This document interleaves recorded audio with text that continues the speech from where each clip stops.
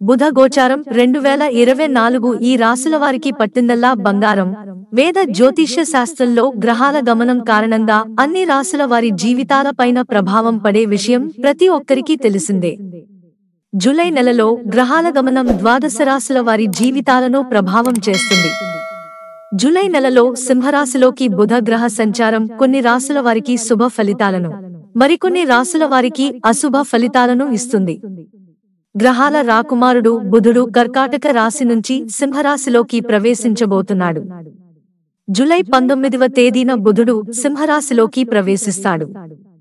సూర్యుడు సొంత రాశి అయిన సింహరాశిలోకి బుధుడు ప్రవేశించడం వల్ల కొన్ని రాశుల వారి అదృష్టం ప్రకాశిస్తుంది. ఇక ఆగస్టులో సూర్యుడు కూడా సింహరాశిలోకి ప్రవేశిస్తాడు.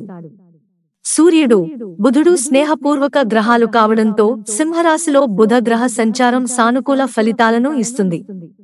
రాహు వల్ల ఈ రాశి వారికి అఖండ ధనయోగం. వృషభ రాశి సింహరాశిలో బుధ గ్రహ సంచారం కారణంగా వృషభ రాశి వారికి సత్ఫలితాలు వస్తాయి.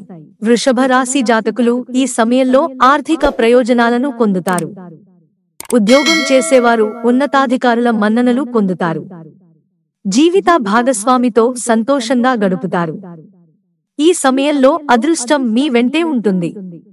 కర్కాటక రాశి బుధ గోచారం కారణంగా కర్కాటక రాశి జాతకులకు లబ్ధి చేకూరుతుంది.